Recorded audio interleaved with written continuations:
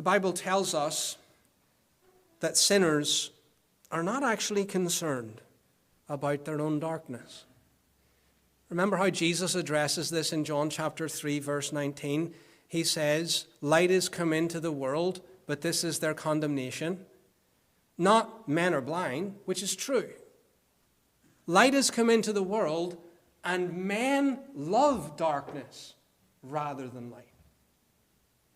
Men positively love their own blindness. And so the light of the gospel encounters a sinner dead in his sins, and he willingly shuts the light out.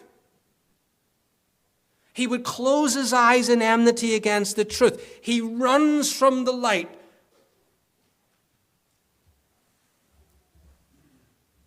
And he will not come to Christ because he loves darkness rather than light. This is the problem for so many who sit under the sound of the gospel. And your blindness doesn't mean to say that you don't know the truths of the gospel. It doesn't mean that you lack understanding, like, okay, I'm a sinner, Christ died. The only hope for sinners is his atonement, his resurrection. Right?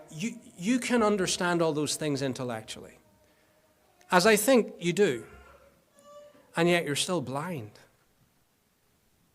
You're still blind. You're blind to the power of those truths in your life. You're prejudiced against the light that shines into your soul. You'll do anything to resist the implications of the truth. One way you actually have this light is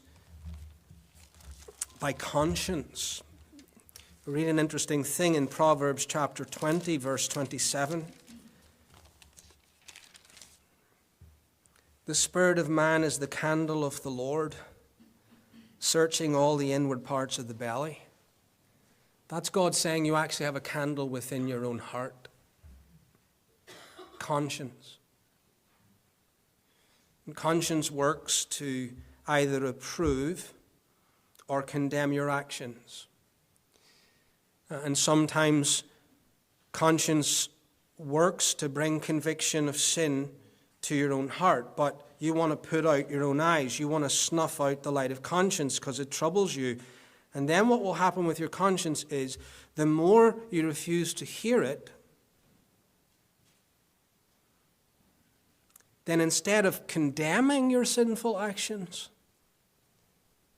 conscience will either say nothing or approve your sinful actions.